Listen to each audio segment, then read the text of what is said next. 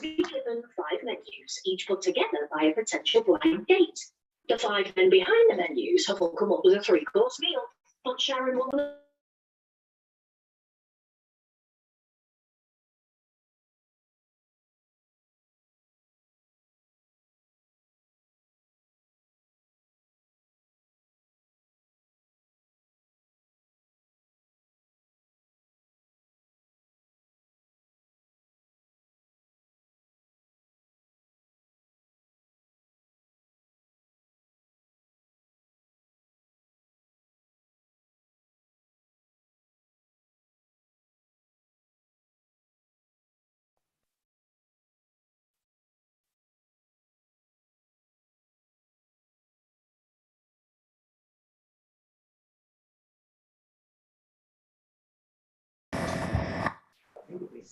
Very good evening, everyone. It is nice to be here. Thank you very much for joining us. We will be started in just a short while. We will have someone from Ikoyaka give us an opening.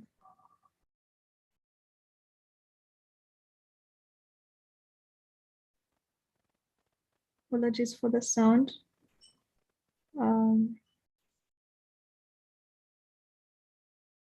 All right, that should do it. Good evening once again. My name is Anita Komjisha, and it is a delight to have you here. Someone from the Independent Continental Youth Advisory Council will be stepping in to give us an address before we start. And just one small announcement, we will have language interpretation for this meeting. So to French, from French to English and English to French. So feel free to use whichever language will be best for you. In just a short moment, we'll be able to welcome someone from the council to give us an address. But for the moment, we'd like you to get acquainted with the AfCFTA Youth Acceleration Project, which is an initiative of ULEAD Africa and MSTCDC with their partners. We'll watch a short video on the same, and then I'll turn it over to Thembela to be able, and her team to be able to invite our guests for today so that we can kick it off, because I know it's a lot that they have in store for us. You're welcome.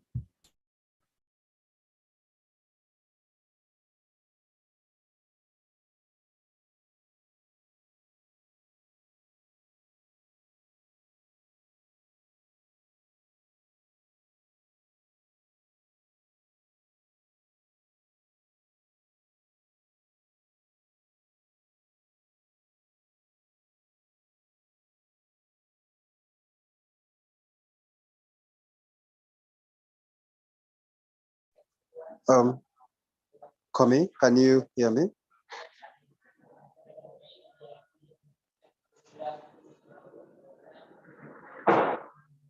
Komi?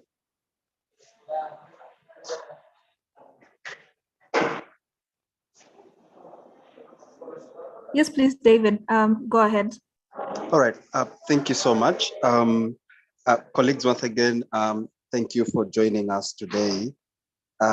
I know some of us, it has been short notice, but you always endeavor to attend. So for the colleagues joining us for the first time, welcome.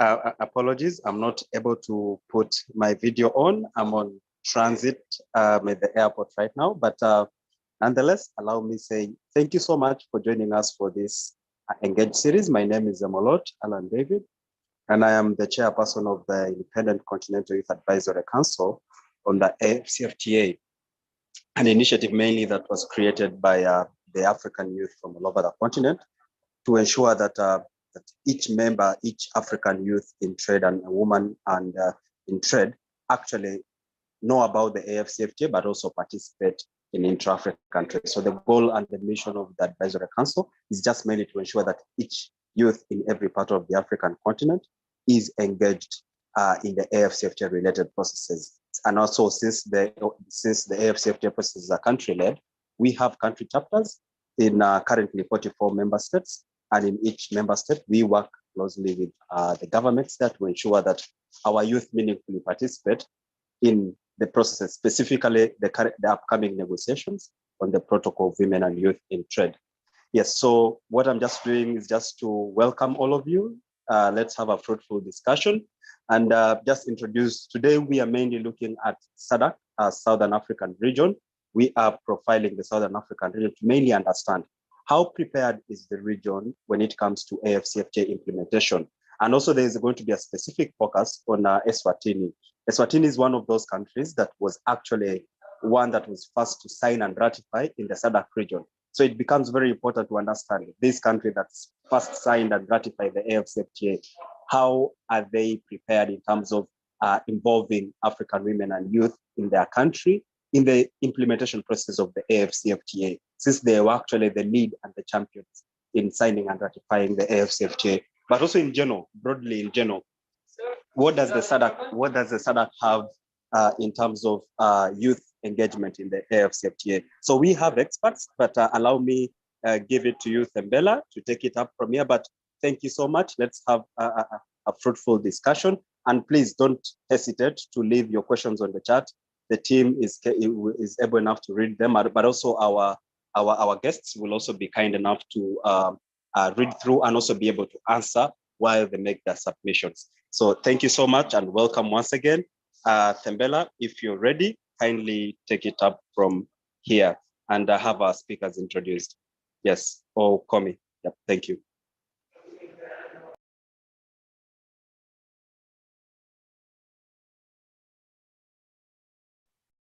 Thank you very much, David, for that eloquent introduction. And I will just turn it over to Thembela. Thank you very much. Thank you very much, Anita. I hope I am audible. Am I? Please confirm. Yes, you are. Please go ahead. Cool. Thank you so much. Thank you so much to our chairperson of the council, Mr. David. Thank you so much for those brief remarks and, just welcome remarks. So my name is Thembela Msibi, all the way from Eswatini, and I'd like to welcome you here on the call. I'm pretty excited. I hope I look excited because I really am. Today, the special focus will be on SADC and Eswatini. In fact, Sanbonani, hi, how are you? Dumelang, Molweni, Asante. I hope you're well and you've had a great evening. In fact, this is such a nice way to begin the evening. So today we have special guests from the AfCFTA Secretariat. We have special guests from the SADC Secretariat. We have the SADC Business Council. We have local experts and, you name it.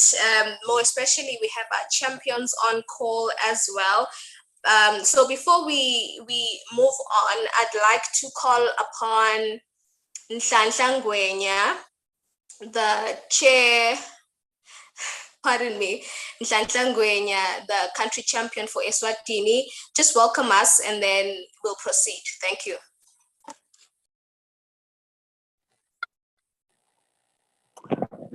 Thank you so much. Thank you so much, Thembela, and good evening to everyone who is on the call. I am very much excited to be here tonight and looking forward to this fruitful engagement. SADC Eswatini, they say. I'm so much excited. My name is Nhlanhla Ngwenya, as I've been introduced. I'm the country champion for the Independent Continental Youth Advisory Council Eswatini chapter. With all due respect, I would like to observe all protocol. Greetings to our speakers, greetings to our special guests, and greetings to everyone on the call, and also special greetings to the Hikoyaka team in Eswatini, and you guys are amazing. You guys are very, very much amazing. Tonight we are having this engagement to set as a barometer in assessing the status of the implementation of AfCFTA in Eswatini. What mentioning is that taking a look, Eswatini is amongst the first countries, as it has been mentioned, to sign the AfCFTA. Being amongst the first countries, we then have to look as to how much have we achieved and what are we doing towards the implementation of the African Continental Free Trade Agreement and the protocol on women and youth. What exactly are we doing? We need to start looking at that and have all those conversations going around. The Ikoyaka Eswatini, lives to work towards achieving the mandate of Ikoyaka Continental, which is we established the CA, and as a chapter, we are here in the country to, as per the mandate of Ikoyaka, to look into youth inclusion in the implementation of AfCFTA and to amplify the youth voice and to advocate for youth inclusion in policy and decision making, especially with regards to AfCFTA. We are saying young people shouldn't be left behind. I hope everyone in the call is looking forward into that. We once had a discussion with some other friends some other time where we were looking into other trade protocols and trade agreements which we have in other trading blocs. Looking into that, you can see that youth especially are not much included in formulation of those policies, and those policies, they are not much sensitized on young people. So we want the African Continental Free Trade Agreement to be sensitized on young people, and young people should have a voice in the implementation of this one. So in welcoming you into this, and we want to welcome you into this engagement and look forward into a fruitful one. I don't know if we are missing out, Tembela. No, I think you've said it all. Thank you so much, Nhlanhla.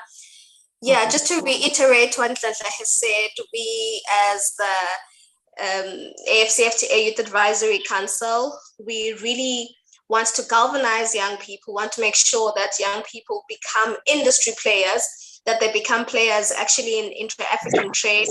But first, they must know about it. So the Eswatini chapter, which actually has organized today's call, actually wants to do that for the people of Eswatini to make sure that they, youth inclusion in AfCFTA processes and international trade is actually facilitated. So this is why we are here, and that also gives special recognition to the Honorable, who is our patron and also part of the Eswatini team, Maga Lorraine. Maybe you'd want to say something, or after?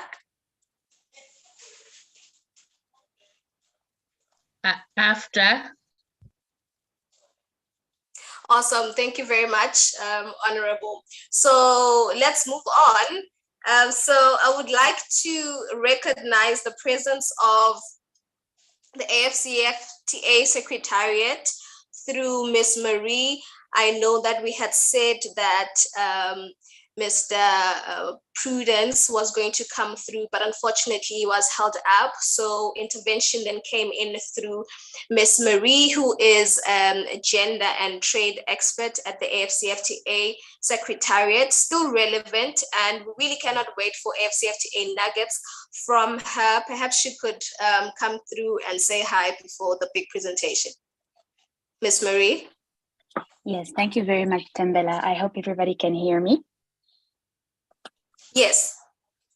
Yes, good evening, good afternoon, bonjour, bonsoir to, all the AfCFTA champions and all the colleagues that have joined us today to discuss more about the AfCFTA and the youth engagement in that regard. Well, I will not repeat myself. You have adequately introduced me.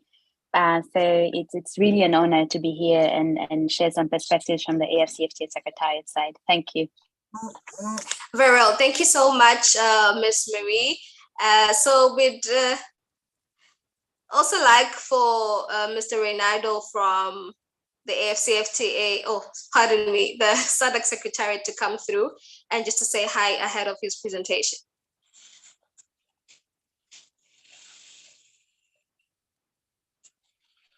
Mr. Reynaldo.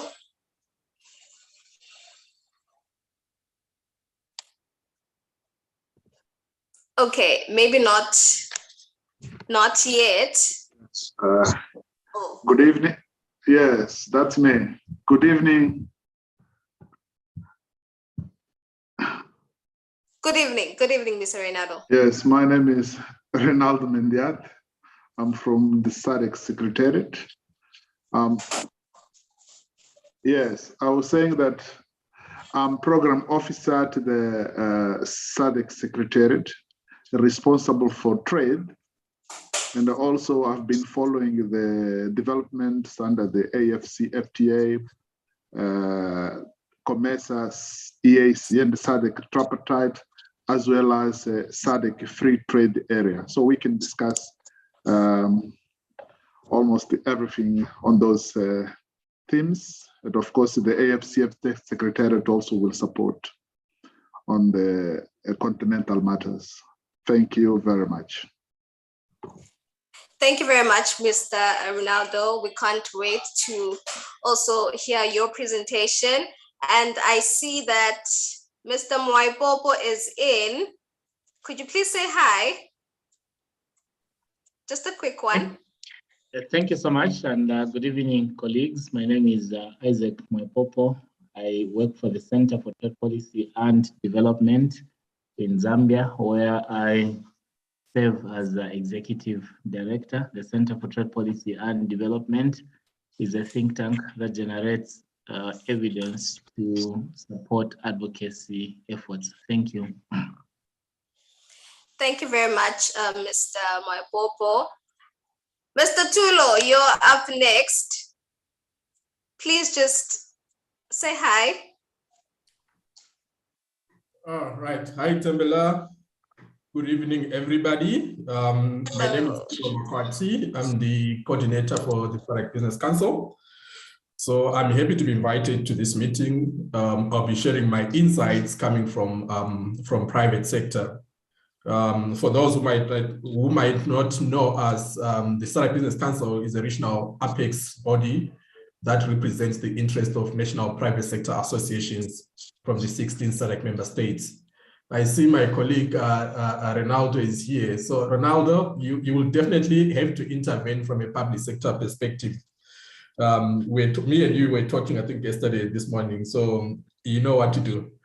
But in short, thank you for inviting us, Tembela. I'm definitely looking forward to the discussion. Thank you. Thank you very much, Mr. Tulo. I mean, we'll love to hear from you anytime. Babe Villane, please come through.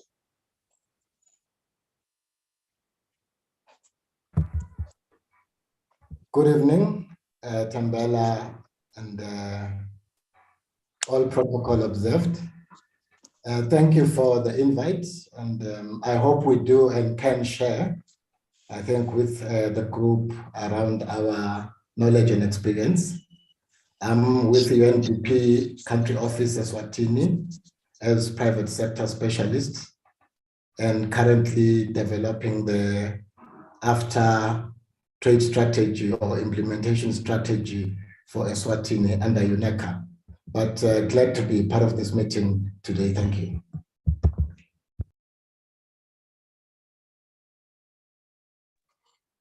Thank you very much, Babe Villane.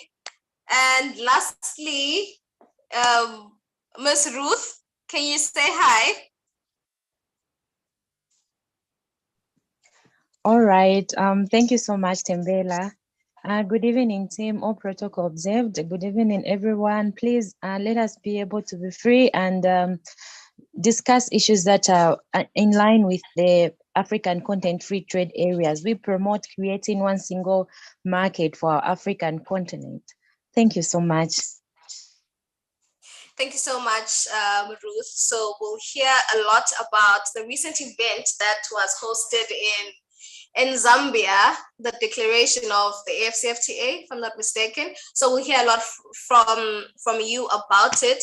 So let's get right into it. So I really would like to know from you, Ms. Marie, that from a gender perspective, what would you say are the challenges that women face that REX can help to redress? Thank you very much, Tembela, for this question. It's quite, it's a very interesting question because it actually goes into the crux of the matter, which is how we addressing issues that women and youth, for that matter, are facing when trading across borders in order to allow them to utilize opportunities offered by the AfCFTA.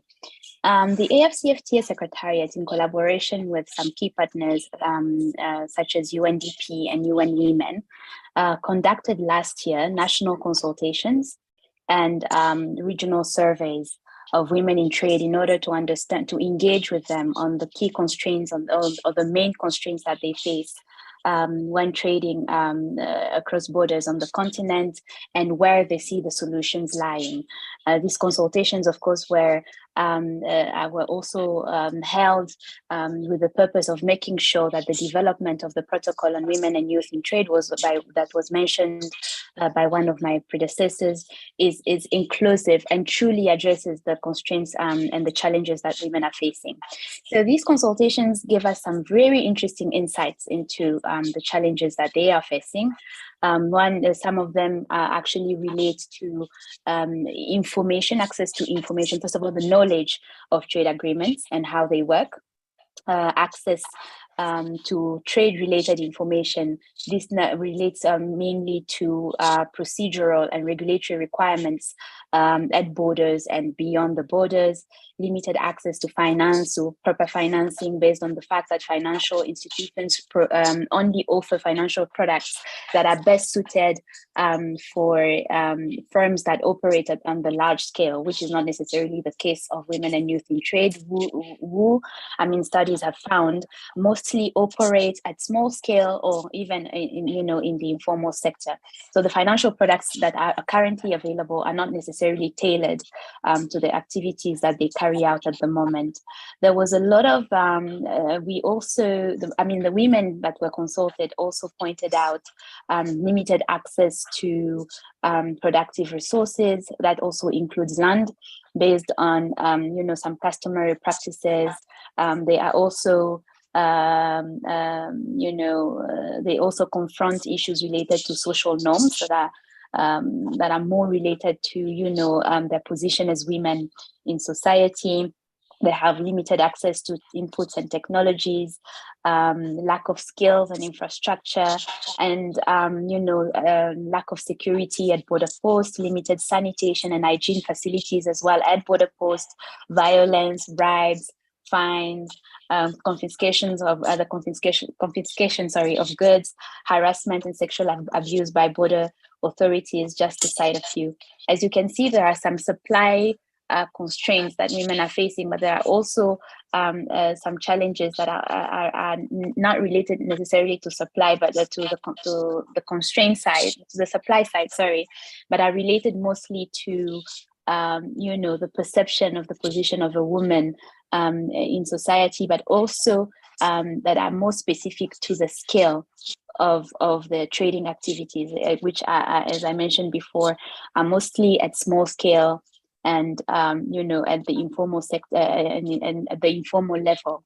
And studies have also shown, first of all, that women actually constitute about 70% of informal cross-border trade in the SADC region, and that informal cross-border trade contributes about 30 to 40% of total intra-SADC trade. That actually gives you an idea of the significant contribution that women that the contribution of women, in trade. But the thing is that contribution is not necessarily felt because of the nature of the trading, and because it is not properly reflected in trade data as it is for now. Thank you, Tembela. Wow, thank you so much, Ms. Marie. Wow, I'm actually alarmed by the statistics that about 70% actually cross-border traders, and they actually contribute up to 40% of into the SADC economies. But of course, because of these constraints that you have mentioned, they cannot really be recognized because they are not formal businesses. So that's quite interesting. Wow, sorry, I've just I've been set aback. I really have. So Mr. Rinaldo, maybe you can come in here and make your submission about what the SADC plan is to redress these constraints that Ms. Marie has spoken about.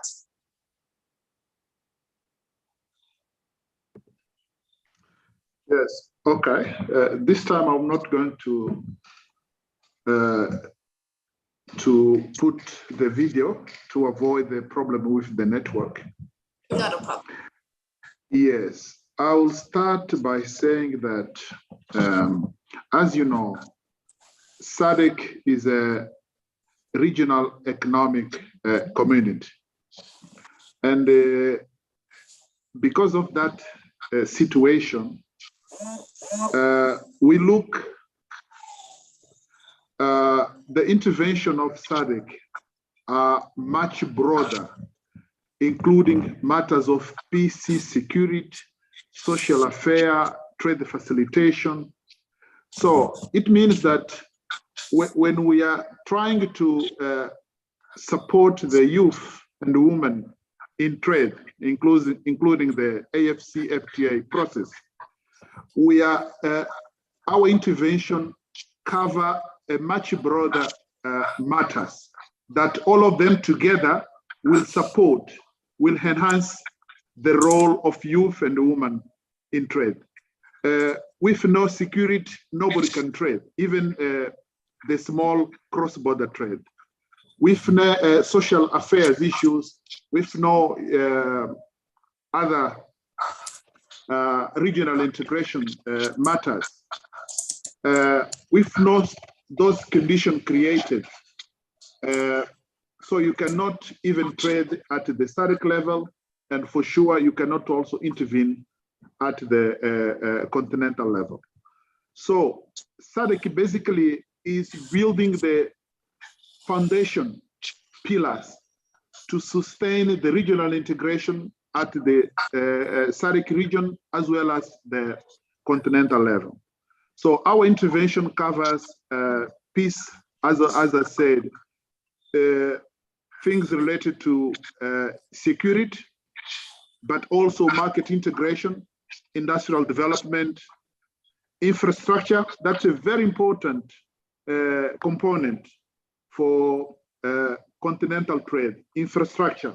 So roads, transport facilitation, energy, water supply. So all those conditions that will at the end create the environment for the intervention of youth and women in trade at the SADC level, but also at the continental level, including issues related to social and human capital development. So I'm going to highlight some of the key interventions, but of course I will not be able to be exhaustive because our intervention covers a lot of things. For instance, in SADC, we are undertaking what is called the skills needs assessment. So that's basically an intervention to map up what are the skills needed for youth and women to really intervene in the regional integration processes, including the continental one. And also we are facilitating the labor migration policy framework in the all SADC region. With that labor migration policy framework, so it will facilitate the movement of persons across the region. And of course, they can exchange ideas, they can exchange technologies, and also they can trade, generating revenues for the traders and also for the families, including their small businesses. Other intervention also is related to the development of a protocol on gender and the development in SADC. With that protocol, member states, after domestication, the protocol, they will integrate into their national policies issues related to the empowerment of women, empowerment of in accessing to financial services, in accessing to regional value chains, in accessing also productive opportunities created by trade at the regional, but also at the continental level. I would like to move to the intervention that we are doing on the side of science and the technology. As you know, for instance, if you look to the protocol on trade in services, the AfCFTA protocol on trade in services, but also the SADC protocol on trade in services, we have some modes of supply, which of course will need some science, some innovation, and of course the youth to master the issues pertaining to ICT. So those are the kind of information also that we are working with our member states in order to facilitate the intervention at national level in support of youth. And also, let me talk on what? Yes, let's talk on financial inclusion. Our projects on financial inclusion are basically, the objective is to develop strategies at national level to roadmap the activities to facilitate the inclusion of financial issues in the youth policies in order to bring youth and women more and more to be included in terms of financial. So I would say in a nutshell that as a REC, we don't look in isolation the intervention of youth and women. We look in a very broader ground that altogether will contribute to the facilitation of the inclusion of youth and women in the regional and continental trade. Thank you very much, and I can come later.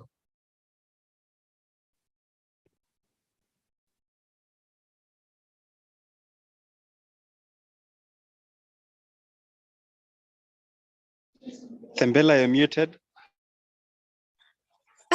My apologies. Thank you very much, David. So I was passing my gratitude to Mr. Rinaldo for such an informative presentation. And I have written these down, and I hope everyone on the call is actually, taking note of these interesting protocol and these interventions, the skills needs assessment. Actually, we have an organization, a research institution, somewhat of a think tank in Eswatini called SADC, and they really did reveal that even our education system kind of lacks because of the lack of its relevance in such a time. I mean, in the fourth industrial revolution, we really need to keep moving and get with the program. Even literally, we need to program so that we are more advanced, and perhaps we could have even contributed as a continent in solving this novel pandemic of COVID-19. Perhaps we could have, now with monkeypox coming through, succeeding COVID-19, we really could help to mitigate that. So we really would appreciate these to move quickly, these at-scale interventions to make sure that we are ready, because then these are fail-safe mechanisms to ensure that we are really not only curative, but preventative, having a preventative mindset in tackling some of these things, so that we're able to focus challenges and find solutions to these challenges. So thank you very much, Mr. Rinaldo. Mr. Isaac, please come in here and maybe just briefly deliberate on the advantages of having young people and women participate in the economy or participate in trade in general. Thank you very much. I think it's very important to have young people participate in trade and development for a simple reason that if you look at most of the African countries, you'll find that the majority in terms of demography are young people. And in most of these countries, especially within SADC, you find that they're faced with quite similar challenges, which have impacted quite negatively on the ability for their governments to provide the needed opportunities in terms of jobs. Most of the African countries are facing a challenge of public debt, Zambia inclusive. As you may be aware, Zambia has actually reached out to institutions like the International Monetary Fund, asking for support to restructure its debt. I am aware that Mozambique is in a similar situation, as well as Malawi. And because of these high levels of debt, we have a number of young people that are graduating from our various universities, and they stay for as long as 5 to 7 years in some countries without Hello, getting... David. Can you hear me? Yes, I can. Sorry about that. Okay, I proceed. Yes, please. Okay, so I was indicating that as a result of this public debt, we have a number of young people that are graduating from public and private universities, having serious challenges in terms of getting decent opportunities to work. As a result, we might need to try and identify the opportunities that trade offers. And we need to actually get to a space where we provide information in terms of opportunities that the trade and development space provides for young people. But we might also need to work towards addressing some of the challenges that my colleague had raised a few minutes ago when she was indicating that most of people, inclusive of young people that participate in trade and development, they have a lot of challenges, among which includes harassment, sometimes lack of information in terms of some of the expectations, if at all they're importing goods.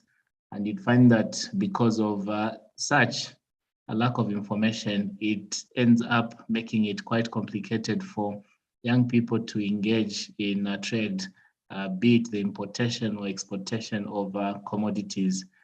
There is also need to advocate for increased allocation of resources towards supporting young entrepreneurs who can engage in innovations, but beyond innovations, those that can engage in things like value addition, because most of the African countries are endowed with resources that we can actually take advantage of besides sectors such as agriculture. That would be my contribution for now.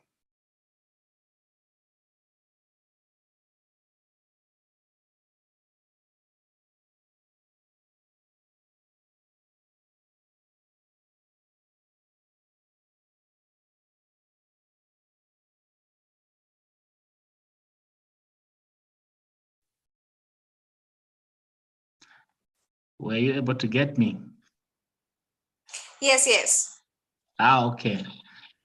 So I ended my submission. Thank you very much, Mr. Isaac. for such an insightful presentation. So I'm going to move over to Mr. Tulo from, you can give us the private sector perspective. And actually I was following the Business Council's social media. The past few days you've been talking about, is it a capacity building about non-tariff barriers? Perhaps you could tell us more about that in your presentation. All right, thanks, Tembela. So do you want me to focus on non-tariff barriers alone? Not specifically, not specifically, yeah. All right, thanks, thank you very much. So maybe let me start with putting a little bit of background on the African Continental Free Trade Area. As much as it is viewed as a game changer, I think coming from private sector, I'm allowed to throw punches because I don't take instructions from governments, so I can throw punches. So allow me to do that. So yeah, I mean, from where we stand as private sector, we do understand and we see the African Continental Free Trade Area as a game changer, something that is necessary for our countries in the continent to change the lives of the youths, to change the lives of women-led businesses in terms of creating market opportunities and the much needed jobs. Now, the challenge that we have, I think maybe you'd agree with me, it's in terms of the information dissemination. So if you are not part of government, or if you are not closely related with the negotiators, people do not know out there what is going on. So there's lack of information dissemination from the negotiators, the people that are involved in pushing the process to the grassroots. So there's a gap. I'll give you an example. The other day I was traveling to Kenya, and I was seated with a businessman, and this guy tells me he's got companies in South Africa, he's got companies in Kenya, and it so happened that we started discussing, and we ended up talking about the AfCFTA. And he was very negative, to be honest. He was very negative. He went on to say there are many policies that are formulated at member state level, at continental level, that at the end of the day don't see the light, that are not implemented. Obviously, we have talked before about the issue of domestication of policies being a problem. Now, having that situation where already businesses are having a negative attitude towards the AfCFTA, and you have a situation like, for example, I sent an email to the African Continental Free Trade Area Secretariat. I may be there in this meeting because I want them to hear this point. I was approached by my members, and they wanted to get an update on the current happenings in terms of the negotiations. I think I've made follow-ups more than 3 or 4 times, and nobody has come back to me to give me the information that I've requested. So I've got a situation where I need to inform my stakeholders, who are the private sector, who are the people that are supposed to provide the resources to make this initiative work. But nobody at the top there is taking our emails in an agent way. I'll use that word. I don't think they're taking them agently because nobody is responding. So that's the challenge that we have. So as much as the negotiations are ongoing, we know that we're told that trade started last year in January, but we don't know which commodities are being traded. We do not know whether trade has begun or it began in discussions. But in reality, people want to know, is trading started at a practical level? Which countries are trading? Which commodities are involved in the trade? But you won't get that information because when you ask for the information from the responsible authorities, either you get that information late or you don't get that information at all. So that's a cause for concern. And I really want to emphasize that we want to make this initiative work. It must include everybody. Everybody must pull in the same direction, including public sector and private sector. So that's important. So for me, I think there is a limited understanding regarding the status and key components of the African Continental Free Trade Area by SADC private sector. So that includes everybody, women, youths, private sector in general, regarding the status of key instruments, institutional readiness, the key next steps. We don't know what's happening. So that's a cause for concern. To even go further, there is also a limited coordination in terms of capacity to develop positions to negotiate as a region. So most of the member states are negotiating as individuals, right? But you'd envisage a situation where as SADC, we need to pull together, negotiate, and have a regional position, that will benefit all our countries as one, not negotiating as individual members. So that's another area that needs to be given attention. Hence, you have other countries that have acceded to the ratifications. Others are still pulling behind. So that needs to be addressed. I'm happy Ronaldo is in the meeting. I'm sure he can intervene and provide answers on some of the issues that we have, that I've raised. Another important issue, I think, as much as we talk about the benefits, the envisaged benefits from the African Continental Free Trade Area, we need to first look at developing our value chains. That's very important, because we know the situation right now. The intra-SADC trade or the intra-African trade, to say, is very limited. I think it's about 17%, if I'm not mistaken. And most of this trade that is happening currently is basically on raw materials, value and added products.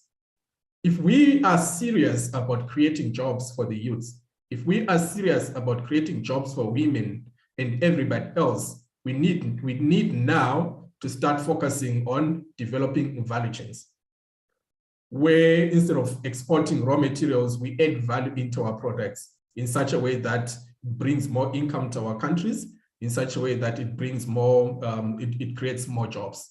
So I know, because I work with SADC Secretariat very closely, and I know SADC is a SADC industrialization strategy, which has prioritized development of 3 value chains or 4 value chains: pharmaceuticals, mineral beneficiation, agro-processing, and the fast-moving consumer goods. So this is work in progress. We hope that sooner rather than later, we get to a point where most of our countries are able to add value into our products, and we have regional value chains. And when I say regional value chains, I also want to emphasize, because at times these regional value chains, they exist in papers, but in reality, if you were to put 2 people or 3 people in a room and ask them to show you or give examples of a proper regional value chains that cuts across maybe 3 or 4 countries, the chances are you might not get any one of those. So these are things that we need to really consider, developing regional value chains. In line with developing value chains or promoting trade, whether at a regional level or at a continental level with the African Continental Free Trade Area, another important aspect is to identify and resolve trade barriers. This is where the non-tariff barriers come in, So most of the, as SADC Business Council, we have a working group which focuses on helping companies to identify, report, and resolve non-tariff barriers. So we have assisted a number of companies working together with SADC Secretariat and the NTB tripartite platform and GIZ. So our role basically is to make sure that companies can easily know how to report NTBs in terms of the platforms that exist. But on top of that, we provide companies by helping them to arrange bilateral meetings between concerned companies to resolve NTBs. So we have assisted a number of companies and managed to unlock trade for companies that are concerned. So that was the workshop that we did today. So we had companies from the SADC region. We're training them on how they can report NTBs, how they can follow up on NTBs, and on top of that, also on the newly established African Continental Free Trade Area NTB platform. So that was the focus of the training. Now, I think maybe just before I can conclude, to make sure that women or youths benefit from AfCFTA, from my perspective, I think there is need for organized support structures to support women-led businesses. So these can start at a national level, where you have working groups, which can be coordinated by a national business association. For example, in Eswatini, you can have Business Eswatini coordinating that particular working group. The focus of that working group, I mean, among other things, could be to pull together resources, create market opportunities, train women or youth-led businesses on how they can penetrate export markets. At a regional level, as SADC Business Council, we have formed a structure, the SMME working group, which basically aims to coordinate MSMEs from at a regional level, but building from national level. So our aim is to make sure that MSMEs are trained on market opportunities, B2B opportunities, and I think the biggest issue again is the issue of standards, because for a small business, it's actually affecting big businesses, where a big company at times struggles to export a particular product because the standards do not meet certain requirements. So it's important, even for us as a business council at a regional level, to make sure that businesses are trained to understand the different standards of SPS issues that are required in order to penetrate foreign markets. So that's one area that requires a lot of attention. Also, from a capacity point of view, I think there's also need to align national and regional content legislations. This morning I was listening to a radio. Driving to work, and there was a conversation about how women they cannot negotiate their salaries. So I think it was in America. They did a study, and it was found that women are paid almost 20% less than their male counterparts.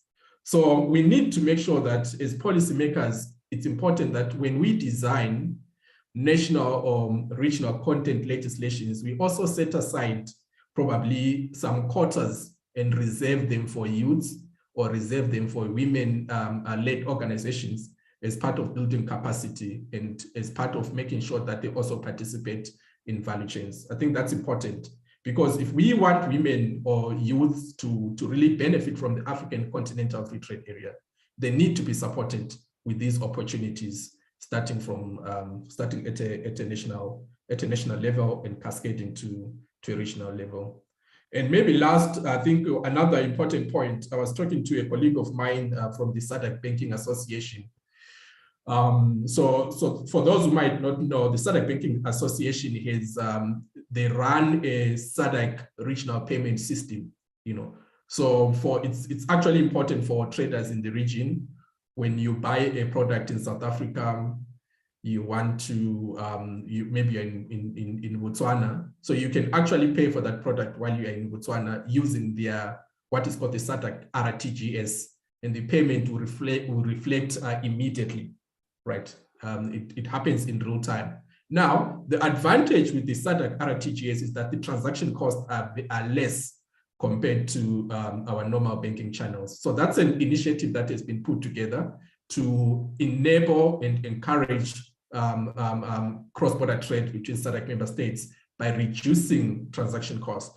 And recently, they've launched a low-value payment system, which targets small-scale businesses, which targets women-led organizations. So one is now able to make a payment in Eswatini to a supplier in South Africa. The payment is done immediately. The products are couriered, in real time. So it definitely bodes well with the concept of promoting trade. So I would like to bring this to the attention of the meeting as one of the mechanisms that needs to be popularized, that needs to be taken into consideration with the view of promoting intra-trade in the region. So I think I'll stop here for now, Tembela. I'm happy to provide further interventions at a later stage. Thank you. Over. Wow. Okay. Thank you very much, Mr. Tulo. That was very informative. Very, very informative. And I see the questions coming in.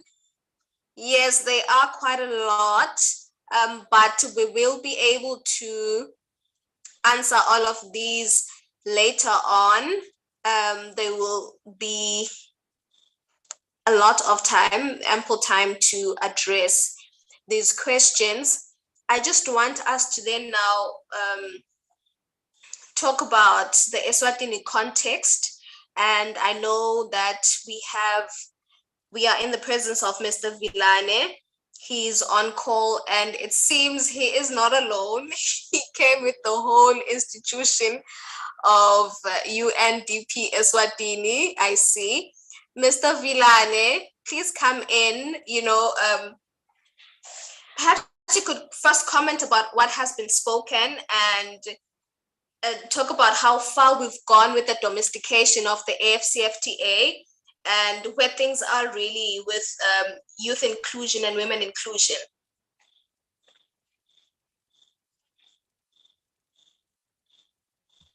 Thank you, Tembela, for the invitation. And thank you to the previous speakers. I think quite a mouthful, and they did share quite a lot as well.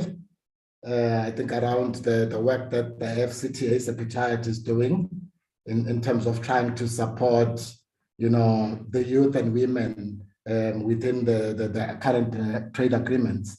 The work that SADC and the SADC Business Council as well that they're working on. And a lot, I think, is similar within the African context. We talk to the same challenges as countries, high unemployment, a high ratio of youth to the elderly, and so on. So from an Eswatini perspective, obviously there's been, I think, a lot of speakers who have alluded to the fact that we were amongst the first to sign, the top 8 actually, to sign the AfCFTA agreement.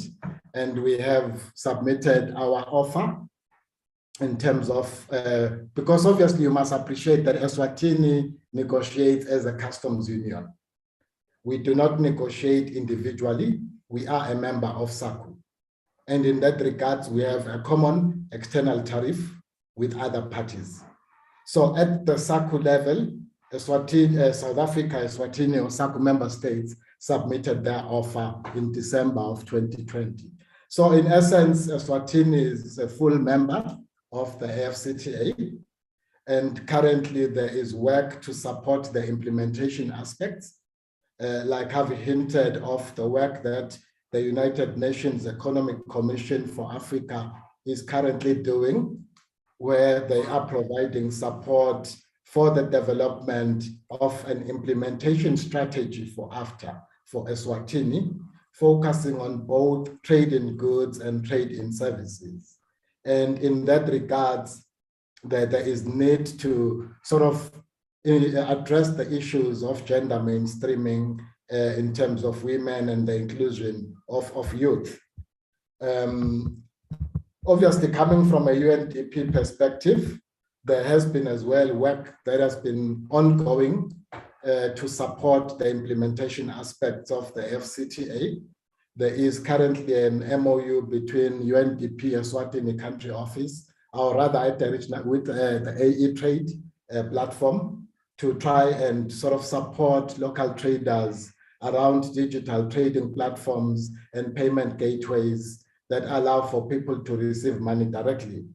There's initiatives under the UNDP Accelerator Labs in trying to empower and engage youth directly, working through the Inclusive Growth Department. UNDP, I think, has been at the forefront in trying to engage with the continent in coming up with solutions.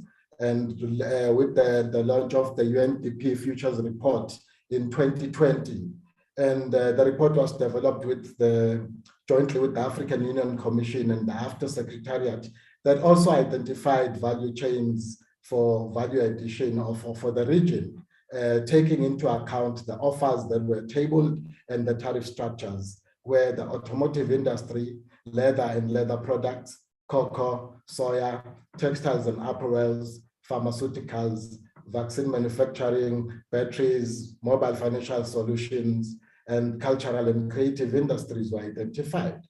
So there is need to sort of move from policy or paper to action and implementation. And that is what I think came up from a number of the presenters today, that we do have these instruments. We have in place the AfCFTA agreement.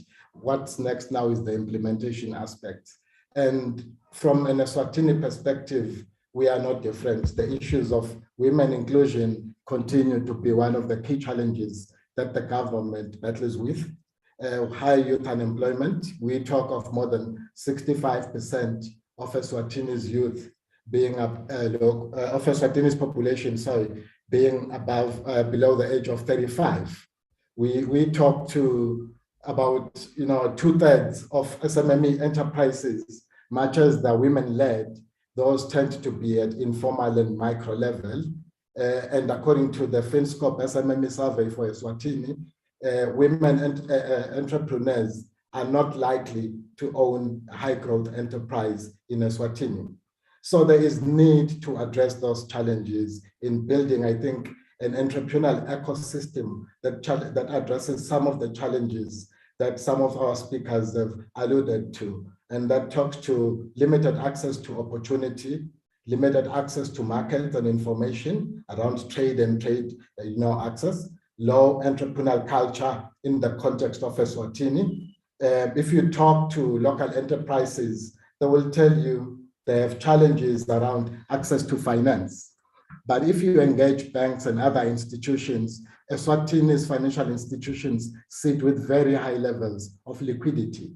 Where is the challenge? The quality of entrepreneurship, the quality of the business proposals that are submitted, the governance and leadership that our young people bring to the businesses. So that talks again to issues that need to be addressed at a national level.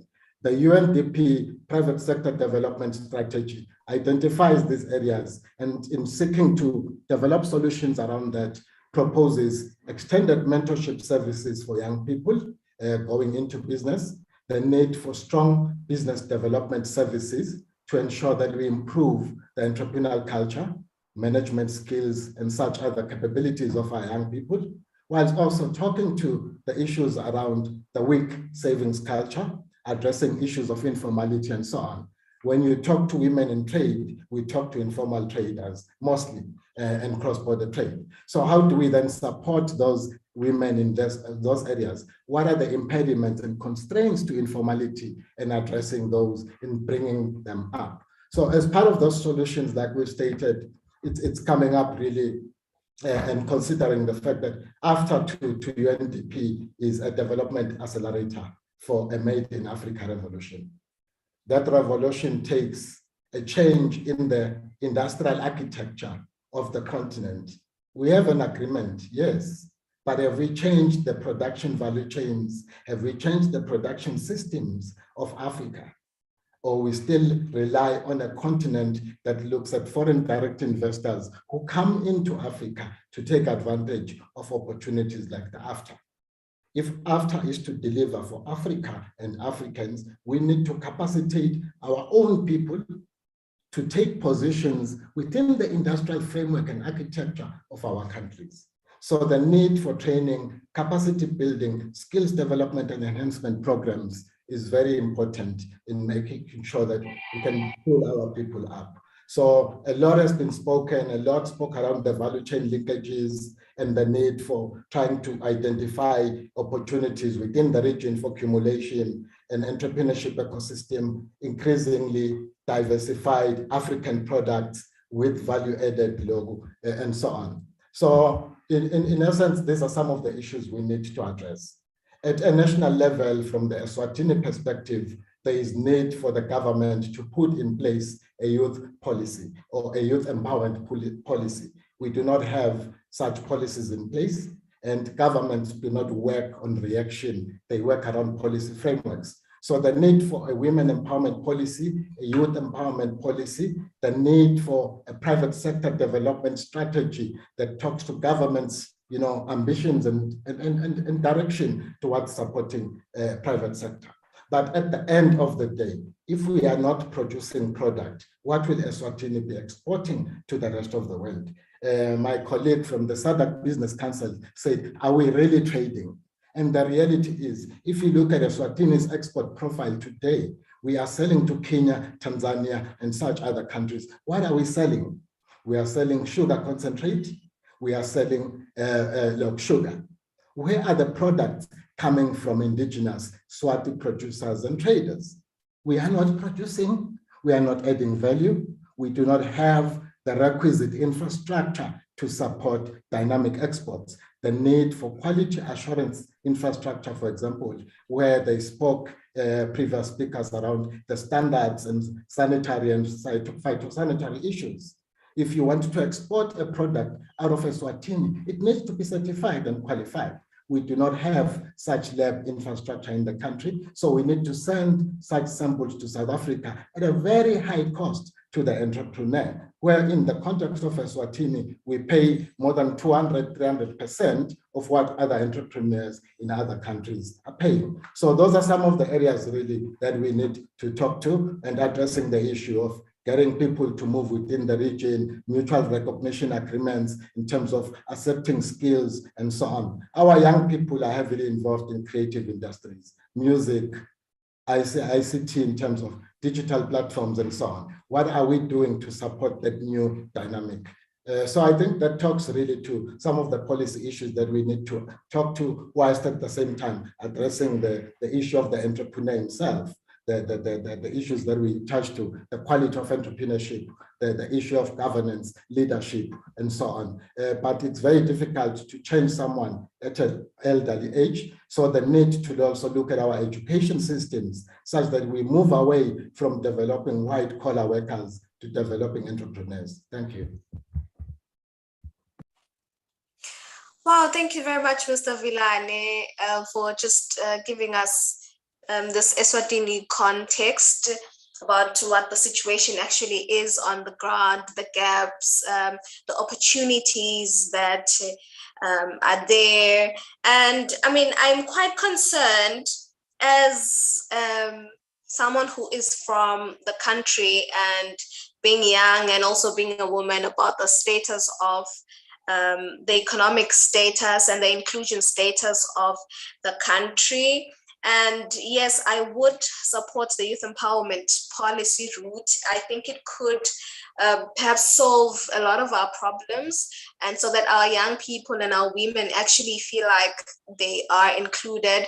And I feel like we need a healthy generational mix, you know, in these policy spaces, because we do need to develop progressive habits, and we must embrace this young generation, this creative generation as well. But also, you know, we can't just rely on that. We do need the wisdom and the experience of those that have come before us. Also, would you say, Mr. Villane, that the focus on external markets is actually delaying the implementation of the AfCFTA?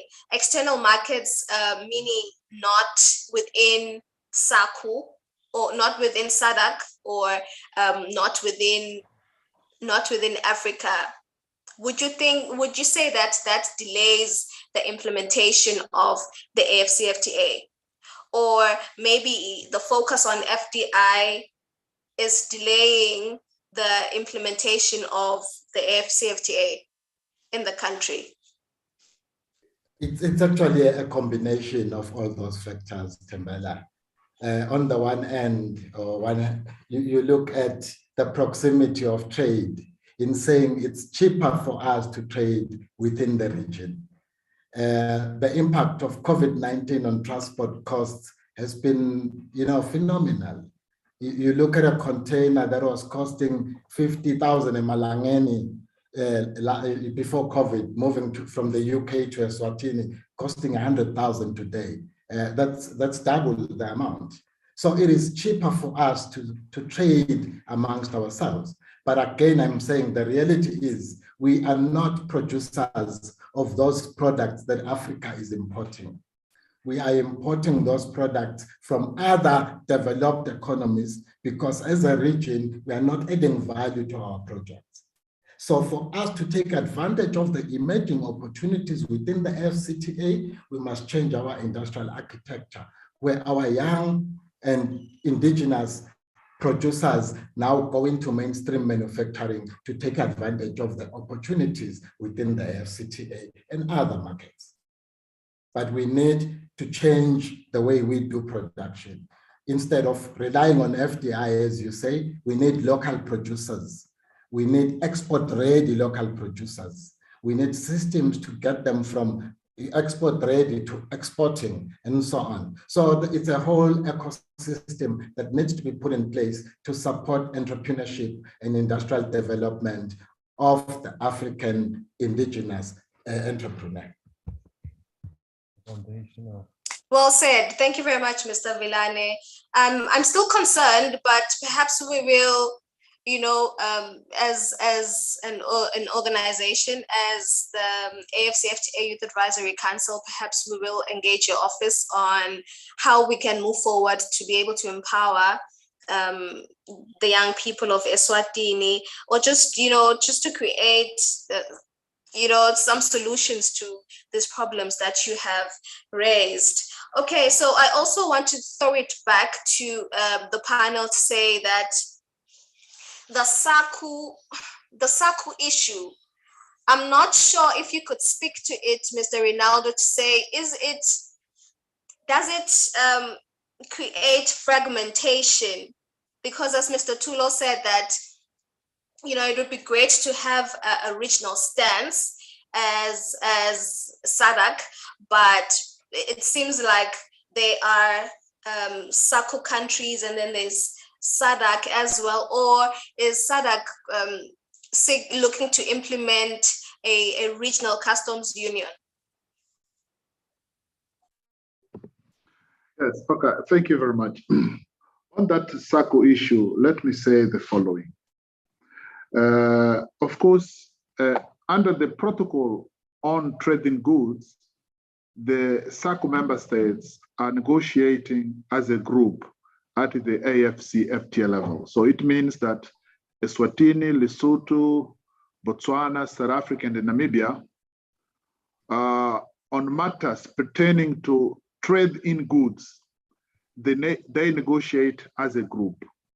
But of course, the same cannot happen on the negotiation pertaining to trade in services because of the nature of the negotiation under the trade in services. At the SADC level, what we are doing is the following. You know, as a secretariat, we don't have a mandate from SADC member states to act on behalf of the SADC member states. And very recently, because of some problems that we are facing as a SADC member states during the AfCFTA negotiations, we have been supporting member states informally. I have to stress that. It's an informal support because officially, as a secretariat, we have to get a clear mandate from member states, allowing the SADC Secretariat to come up with a common position as a SADC. But looking to the situation now, we don't have that clear statement from SADC member states that the SADC Secretariat or SADC as a region has to come up with a single or a comprehensively harmonized position. So because of that, we have to only provide an informal support. But of course, the benefit of that is that in our SADC engagement, most of the time we also discuss the most critical things under negotiation at the AfCFTA level. So we can end up, although informally, we can end up facilitating the harmonization of SADC interest at this AfCFTA level. If you allow me, let me just answer on some of the questions that was raised by my friend Tulo from SADC Business Council. The first one was the lack of information on the AfCFTA. Yes, that's true, particularly to private sector, to YAF and human also. We also can recognize that the AfCFTA process needs more information, and maybe our colleague from the AfCFTA Secretariat can come up and explain a little bit what are the strategies, what are they thinking to facilitate the communication of the AfCFTA agreement for public sector in a large. The non-tariff barrier issues. The good thing is that, as Tulu said, we are working with them as a SADC Business Council, and also at the tripartite level, and also at the continental level. We have several platforms that, of course, needs to be improved, but that's the start of the issue, and the private sector can use those platforms to report the non-tariff barriers, but also that platform can be used to monitor the status of resolution of the claims that have been presented into the platform. And of course, let me just tell you that as a SADC, we are now finalizing with the SADC Business Council, and Tulo is one of the person that is participating. We are finalizing a small project that we will call a SADC Dialogue Facility Program. That SADC Dialogue Facility Program will target the private sector in SADC region to communicate what are the advantages and what are the opportunities that they can find in the free trade area arrangement, including the AfCFTA. So that's one of the interventions that we will undertake in the future to facilitate and support private sector in the AfCFTA activities. Thank you very much. Thank you very much, Mr. Ronaldo. So we are going to get into the Q&A in the chat, but Ms. Marie, I did see that you had a hand up. Do you have a submission, ma'am? No, Tambela, thank you. However, I would like to say that there's a lot of information that on the AfCFTA that I would have loved to have provided on this platform. This would have answered a few of the concerns that were already raised, but I hope that I will be given the opportunity on another occasion. Thank you. Please go ahead, Ms. Marie. Please just summarize.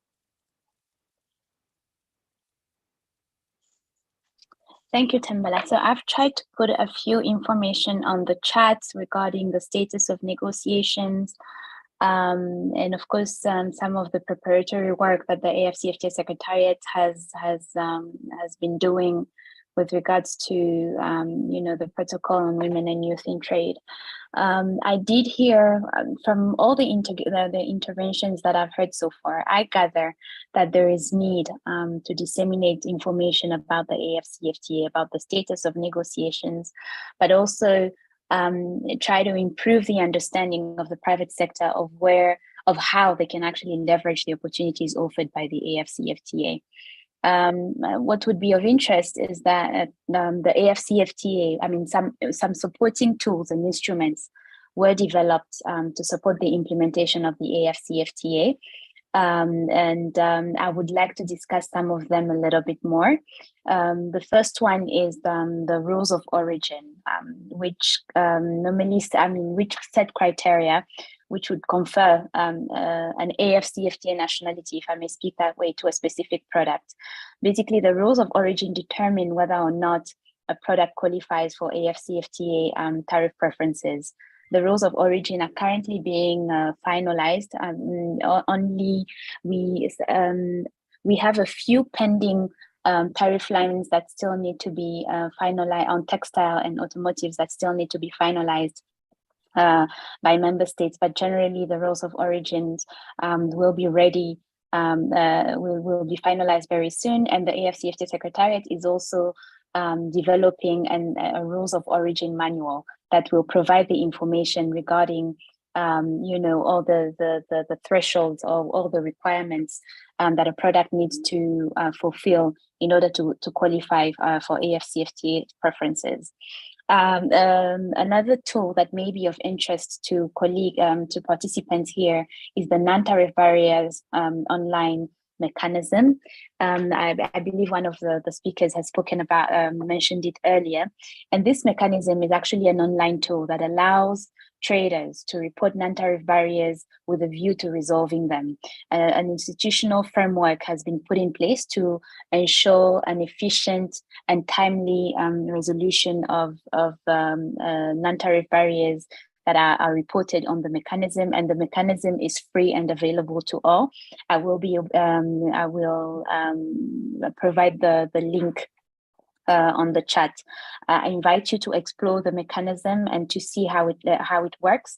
But basically, the moment you submit a complaint on the mechanism, on the online mechanism, there's already a machinery that has been put in place to just make sure that the proper stakeholders are notified, that the proper follow-up is done. You even have procedures with regarding the resolution of the NTB itself, and what can be done when AfCFTA state parties or the state parties that are involved in the NTB do not find a solution that is suitable on time. You also have the Pan-African Payment and Settlement System that is also called PAPS. It's a digital payment system that helps businesses settle intra-African trade transactions using local currencies, thus removing the requirement of having an intermediary to do the conversion, to do the conversion using, and apply certain interest rates, which actually makes trading more expensive.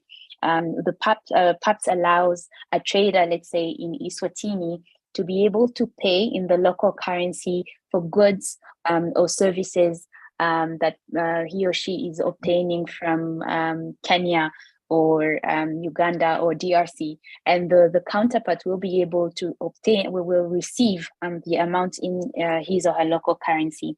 You also have the African Trade Observatory, that is a platform to collect, process, and analyze intra-African trade data in order to support evidence-based policy development, and just give, and keep giving an updated information on the state of trading on the continent. And the Africa Trade Gateway, which is meant to provide, that was developed in collaboration with Afreximbank, which is developed to provide market and due diligence information about, the AfCFTA state parties markets, meaning information about rules of origin, information about customs procedures, among other things. One thing that I would like to point out is that just because the AfCFTA agreement does not repeatedly mention women and youth specifically, doesn't mean that there are no arrangements that have been made to ensure that women and youth are able to leverage, opportunities that are offered under the AfCFTA. The AfCFTA agreement, for instance, requires AfCFTA state parties to publish or make publicly available through accessible mediums its laws, its regulations, its procedures, and administrative rulings that relate to any trade matter that is covered under the AfCFTA. The annex, for instance, on trade facilitation extensively deals with trade-related procedures and provides for simplification and harmonization of trade procedures and logistics to expedite the process. You also have the Annex 5 on non-tariff barriers, on which the AfCFTA online NTB online mechanism is actually developed. It's on the basis of that annex that the instrument was developed to just ensure that all the bottlenecks or all the constraints that the private sector in Africa face when trading on the continent are addressed appropriately. But that, of course, doesn't mean that doesn't end there. You are very right. Implementation actually has to happen at the national level. And I believe that in addition to the implementation strategies that are being developed in each and every country, the AfCFTA state parties are also urged to create AfCFTA implementation committees. And one of the recommendations actually is to make sure that women and youth are properly represented in those committees so that they are also involved in the implementation process and know what is happening. Thank you, Tembela, for giving me the floor.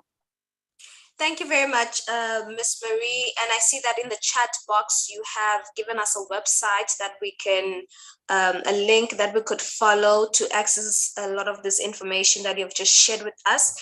Thank you very much. So we have two outstanding speakers, but we'll just run through the questions right now in the chat box.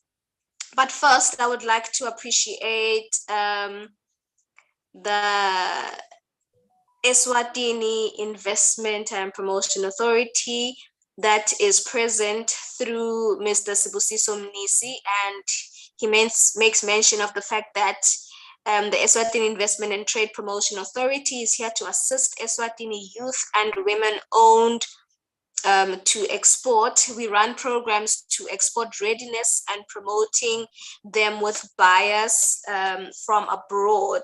So that is SIPA's work. Perhaps there will be time towards the end to speak a lot to this. So I'm just scrolling up to the first few comments. Okay. Okay, Nyasha says the biggest challenge is that we have fully harnessed the power of creating enabling business environments. The huge economies of the world grew through stimulus of SME investments. The age of graduating to look for a job is long over. And then he comes on to say, or she comes on to say, we need realignment of education that is fit for purpose and government enablement for economic activity. That's where jobs will come from. I mean, yes, we have said that there needs to be an amalgamation of, solutions, not just to focus on white collar, but to also focus on SMEs, these informalized businesses, to make sure that an enabling environment is created for them so that they strive. And also the education system, perhaps it could also be reformed to accommodate this new age that we are in. And I would like for Tsepo, who is the SAI of SADC, Head of Business Innovation and Entrepreneurship cluster, to make a comment on this, just a response on how we can support SMEs in the region, and how young people, because at this age, a lot of young people are graduating, but really there isn't a lot of jobs, and how can young people position themselves to get their innovative ideas supported? Please come through, Tsepo. Yes, thank you, Chair. Yes, my name is Tsepo. I am the Head of Business and Entrepreneurship at SAIOF. And I think one of the most critical things that we've been doing at SAIOF has been working along with the businesses, and we've been ensuring that SMEs, they participate in the STA effectively. And one of the quicker ways is to make sure that businesses, they focus more on innovation. So we have established programs that are focusing more on ensuring that young people with great ideas are supported and ensured in order to make sure that they get funded with one of the critical business that we do. I mean, one of the challenges, especially in the SADC region, is that you have a lot of young people that are actually interested in businesses, but funding has become one of the critical issues that most young people are not quite aware in terms of what opportunities are there for them, especially in the business segment. And really also looking in terms of the perception for the SADC region is that most SMEs, you find that in most, especially countries, they never have the opportunity to survive past the five-year term. And it has been quite a unique challenge that we've really been working on. And at SAYOF, we are really actively working towards ensuring that most of these potential challenges actually are addressed.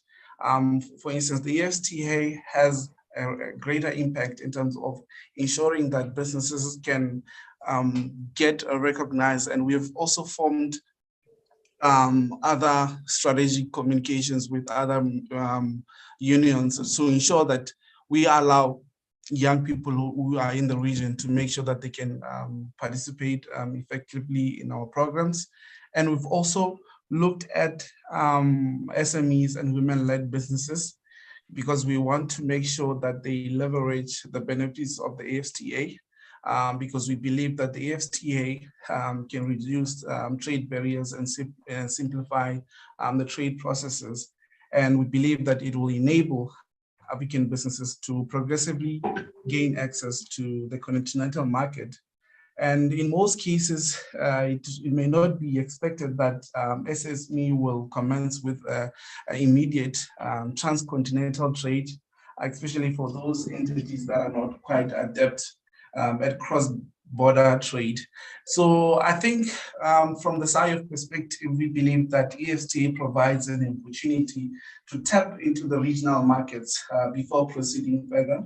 Likewise for informal and women-led businesses that are currently, some they face potential harassment or violence or confiscation of goods and imprisonment in other countries.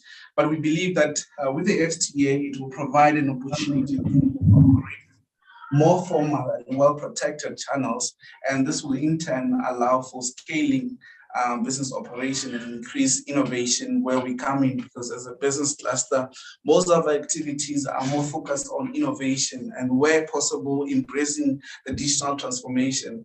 And as is expected, due to the small and the informal scale of operations, SMEs and related entities may not be fully aware or capable of leveraging the benefits presented by the free trade area. And this is where we come in, because we come with an educating element, and that has not been quite formalized in many instances. There have been calls from relevant national ministries for programs aimed at addressing the issues facing the SMEs, such as market access, education, information, as well as financing and credit facilities.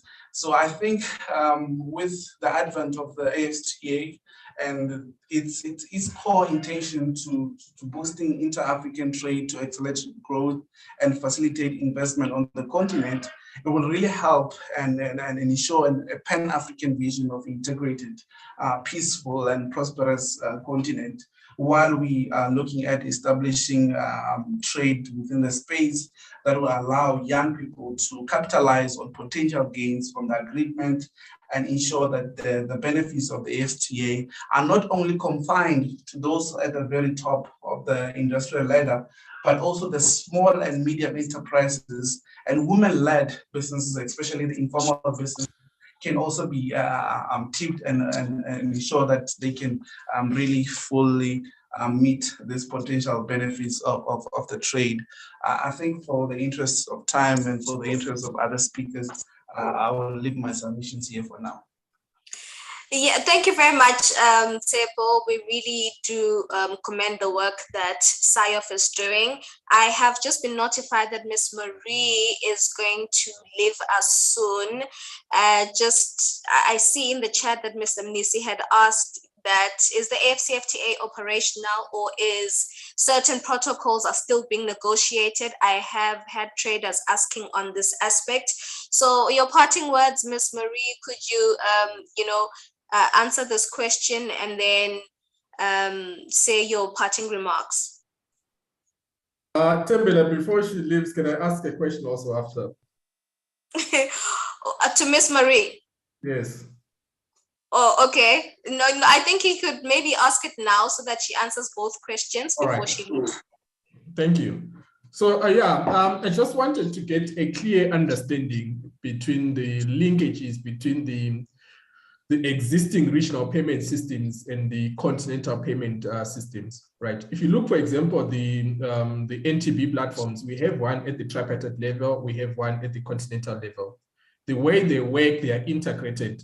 If you are a company in South Africa trading, you're a company in South Africa, you report an NTB against Zambia, that issue will be dealt with at a regional level within the tripartite NTB platform.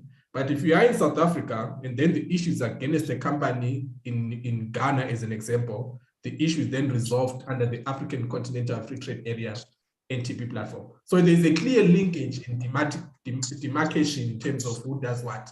Now, I just wanted to understand, we have the SADC RTGS, there's PAPS, there's a COMESA payment system as well. I just wanted to understand the linkages, whether the PAPS is working with the SADC RTGS, is it working with the COMESA RTGS, or it's basically taking over the payment system. So I just wanted to get clarity on that. So this is something that has came up in some of our meetings, and I've been asked that question and I've not been able to respond appropriately. So I would really want to get guidance so that when it comes again, I can respond appropriately. Thank you. Ms. Marie, could you please be kind enough to answer those questions just a few minutes before you leave?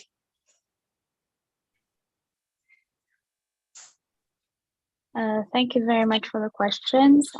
So with regards to the first one about whether or not the AfCFTA is operational, yes, it is operational. The start of trading was launched on 1st of January 2021. So yes, basically people can start trading. Traders can start trading under the AfCFTA. With regards to the negotiations, like I explained before, so with the AfCFTA negotiations have been divided into 2 phases, just to give you context. The first phase covers trading goods and trading services, and the second phase covers intellectual property rights, investment, and competition policy. Of course, additional instruments have also been added in the scope of the AfCFTA agreement, and this includes digital trade and women and youth in trade. So with regards to trading goods and trading services, some schedules of specific of tariff concessions on trading goods have been received, and the rules of origins are being finalized. With regards to trading services, 46 schedules of specific commitments have been received in the 5 priority sectors. And so negotiations, of course, which basically means that traders can start trading under those in those 5 priority sectors when the schedules of specific commitments have been submitted. So phase 2 issues that cover investment, intellectual property rights, and competition policies negotiations are ongoing and will be finalized in the course of the year. Digital trade and women and youth in trade will also be negotiated in the coming months. But yes, basically you can start trading under the AfCFTA.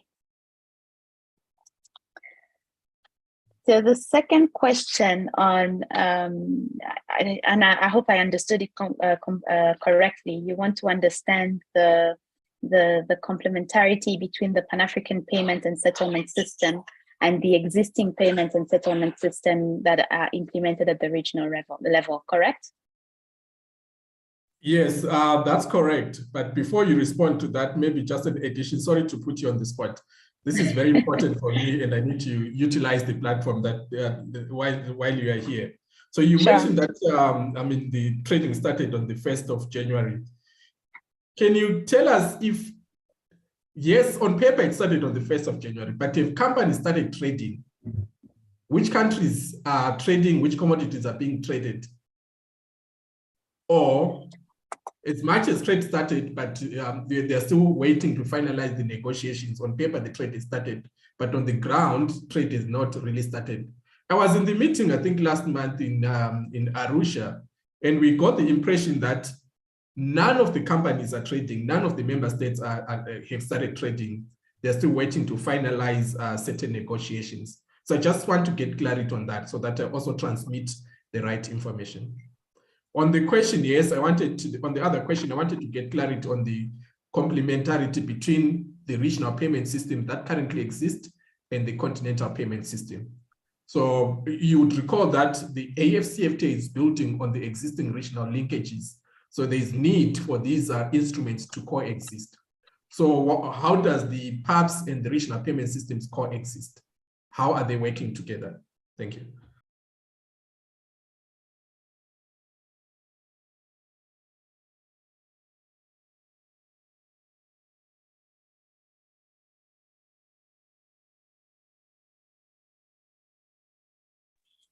Ms. Marie?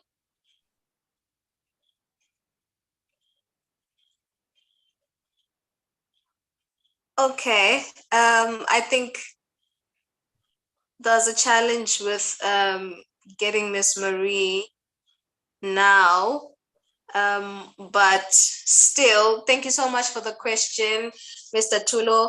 So I feel that we do need more than 2 hours for this conversation. So we'll probably should have another Southern Africa profiling and invite the AfCFTA Secretariat again. So I'm just going to go over the comment section again. In fact, I have a question for you, Mr. Moyabobo. Please assist. How would you advise that we formulate an inclusive policy? What are the tenets of an inclusive policy? Well, we have to begin by understanding the different realities that the young people live in. Most of them have actually been highlighted. Some of them are actually trading directly and they've got specific needs that are speaking to the practice, but there are also needs that are speaking to actual frameworks that have been set up within the region that tend to hinder trade. You heard that our colleagues were indicating that they are actually negotiating through SACU, and if you look at that trading bloc, you have South Africa, which in many cases comes in as a dominant player. So as we look at this agenda, we should also look at it from a perspective of trying to be a bit more consultative, taking into consideration some of the key issues that the actual traders are facing. It means that we should also be deliberate and create platforms like this one that has been set up. Here we have most of the players that are directly involved. There are those that are pushing for policy reforms. So beyond just the technical teams from governments that go to negotiate, it's always important that in the specific countries, platforms are created to consult, get the views, and incorporate most of those views to ensure that ultimately we have laws or trading regulations that are inclusive. Thank you very much, Mr. Moyabobo. You have highlighted that the key word there was consultation, because we're living in such a diverse society and everyone has, different interests, different preferences. So we really do need to get the view of everyone so that it's, inclusive. And inclusive policy is exactly that. Thank you very much, Mr. Isaac. I am being notified that Ms. Marie is back. Perhaps she could continue with where she left off and then say her parting words. Thank you, Tembela. I hope you can hear me. Very well. All right. So just to respond to the question about the relationship between the Pan-African payment and settlement system and existing payment and settlement system that are implemented at the regional level, I believe that the same principle as that applied to the NTB online mechanism, the AfCFTA NTB online mechanism, and the tripartite one would apply, in the sense that if there's already an existing payment and settlement system that exists within the region, and that exists within the region, and the trading involves two AfCFTA state parties that belong to that regional bloc, then they can apply the existing one. What I'm trying to say is that PAPS is not coming to override the existing payment and settlement system, but is actually working to cover the gaps of regions where the payment and settlement systems do not exist. I hope that clarifies the whole issue of complementarity between PAPS and the other payments and settlement system that are applied on the continent. I see a thumbs up, so I guess that's good. With regards to my parting words, I would say this. Well, of course, some of the issues are yet to be finalized under the AfCFTA. Whether or not trading has started will really depend on the capacity of the companies, the firms, or even the entrepreneurs that will be able to utilize the opportunity. Hence the need, for instance, to improve the capacity of women and youth to trade by improving their access to information, by setting in place policies and programs that allow them to scale their activities from small scale to medium and large, in such a way that they are able to supply the continental market, and also think about integrating women and youth in trade in the regional value chains, right? To make sure that they are not only able to, they are, which essentially would mean that they are able to add value to their goods and provide them, and their goods can be part of a value chain within the continent, or they are able to supply inputs to larger companies that then are exporting. In any case, the AfCFTA does create an enabling environment on all these issues. But of course, it's important that each and every AfCFTA state party develop policies, other supporting policies and programs to ensure that women and youth on the continent are able to leverage opportunities offered by the AfCFTA. I will go with this, that the AfCFTA Secretariat is engaging women and youth stakeholders, not only on the protocol, but generally on the AfCFTA. That's my reason for being here today and for answering all these questions, and we will continue to do so.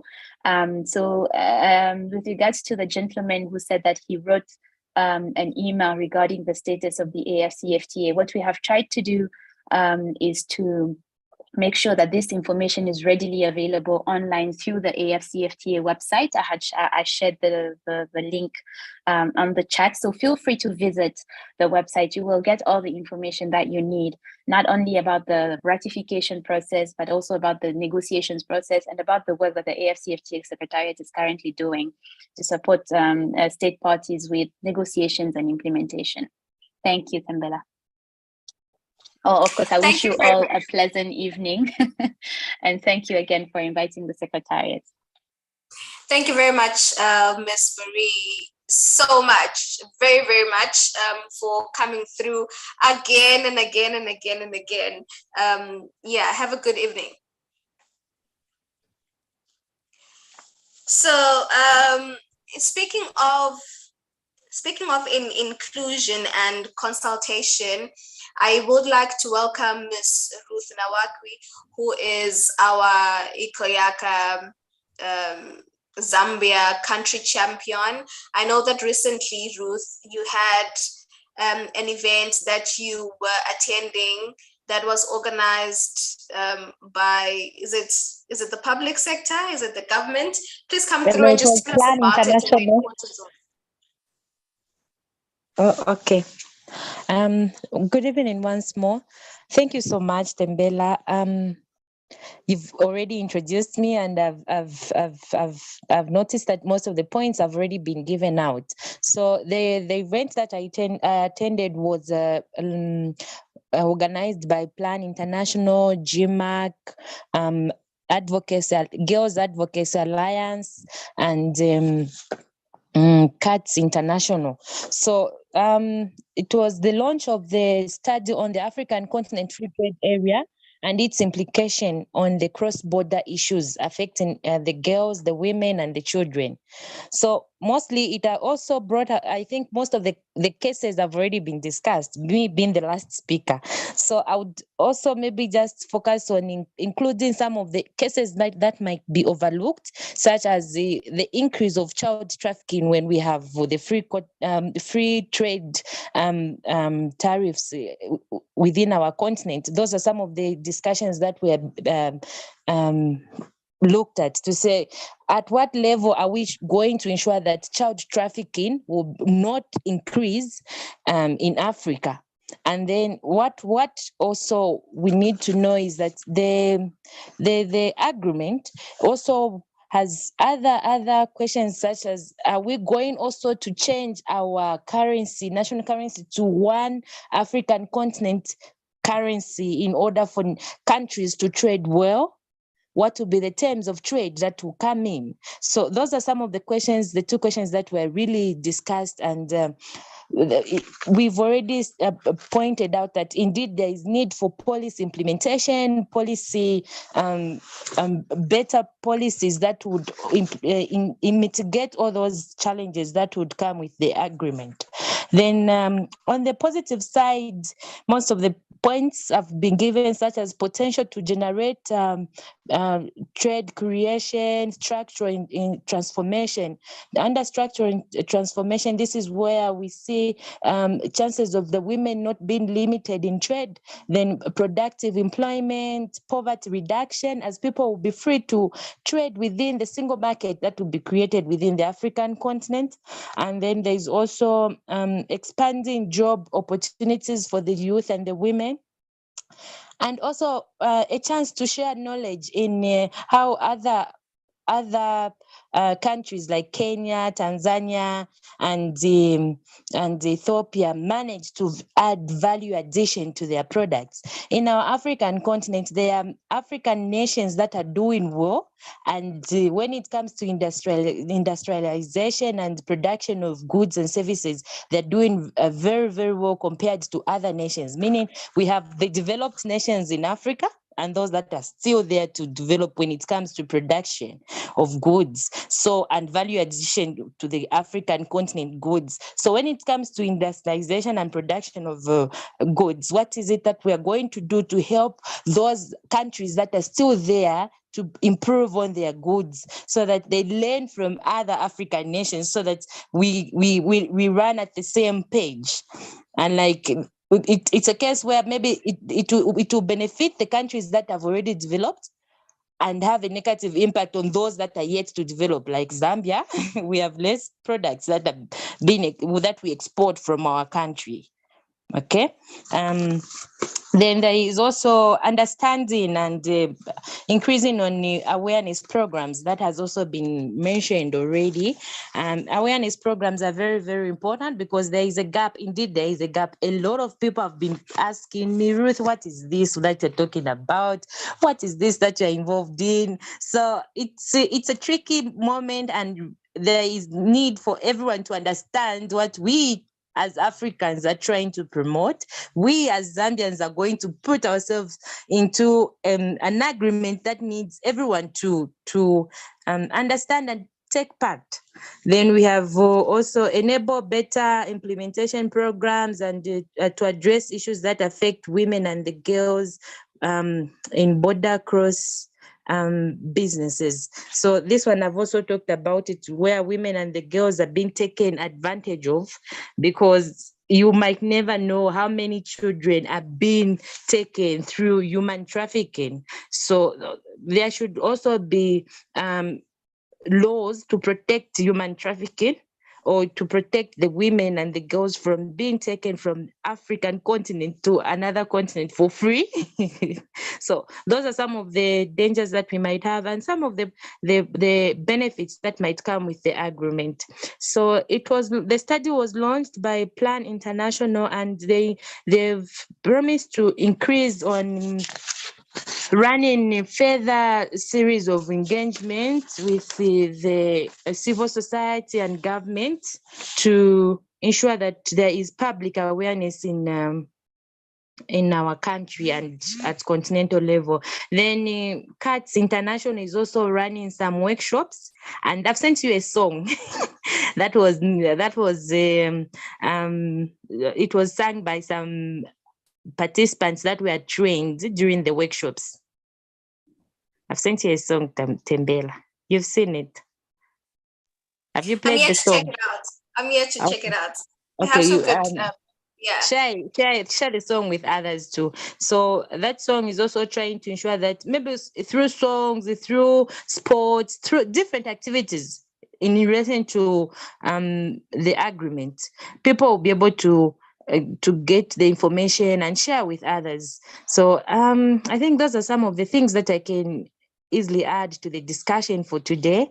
Thank you so much. I appreciate, and good night.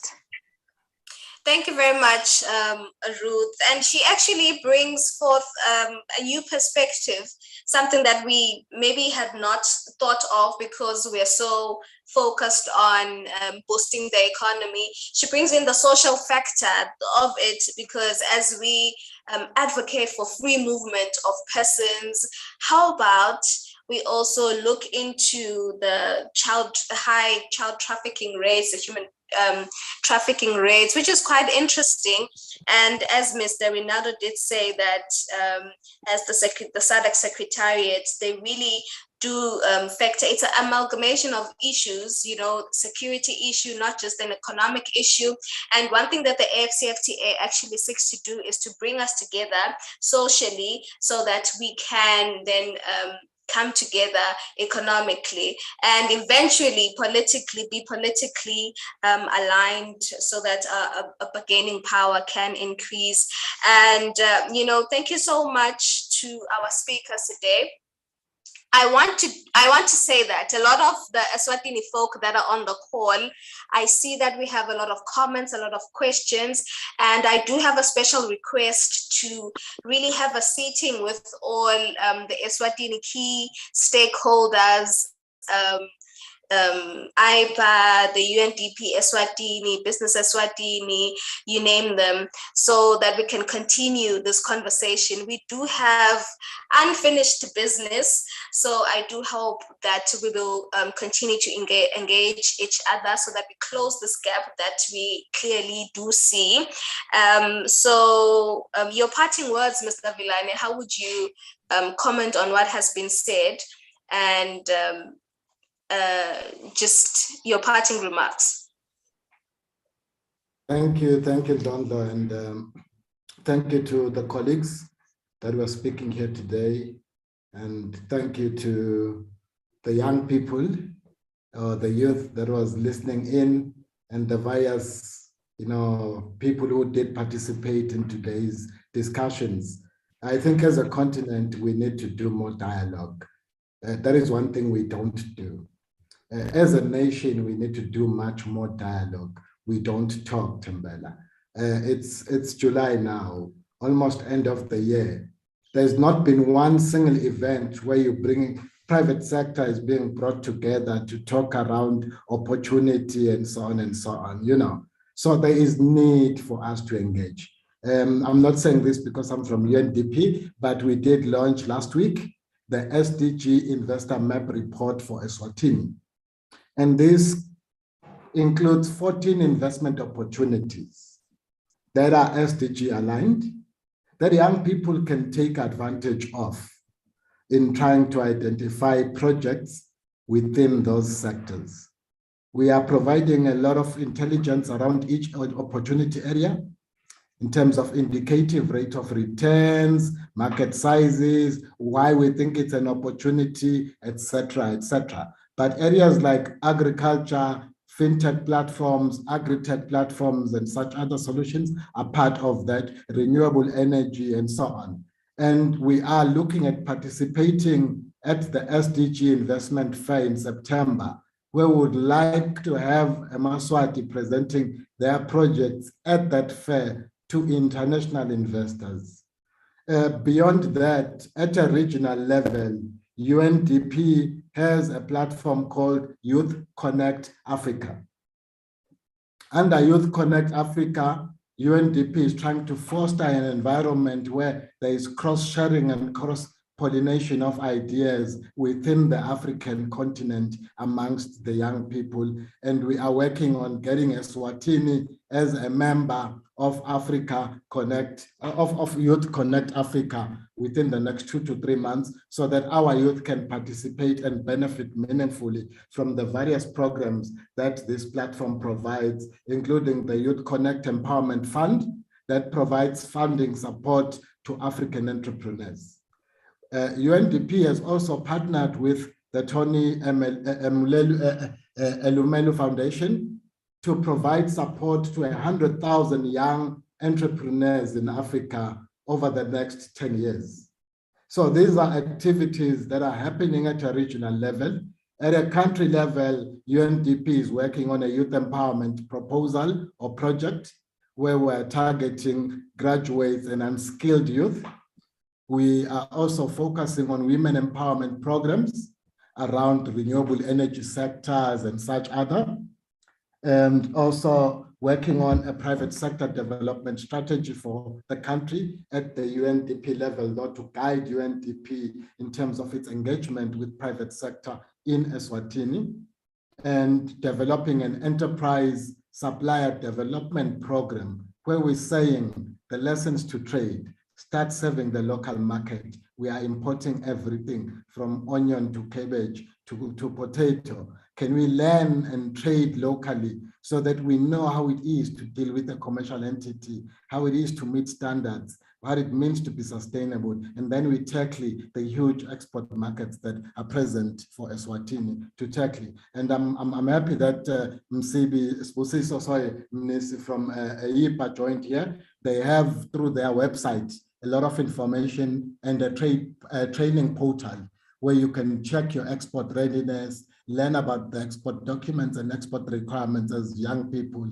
When people say to you FOB, CIF, you should know those things. Go through such platforms, use such information. But in closing, I'd like to say, at the end of the day, these interventions and programs are being designed for youth and women. And we cannot design them without the involvement of the youth and women. But we need visibility, we need dynamism. A lot of you guys are not visible. You understand? Go out there, reach out, engage institutions, talk about your plight, advocate for your position. But in closing, I'm saying really, we have a huge continent. We need dynamic Eswatini. I travel a lot, and I always say, everywhere I go, I meet every other nationality except my people. Let's go out there and conquer the world. Thank you, guys. Thank you very much, Babe Vilane. Mhlambe, Babe Mnisi, you can come on and jump on this Eswatini wave, this dialogue issue, and just say hi and bye. Thank you very much, Tembela.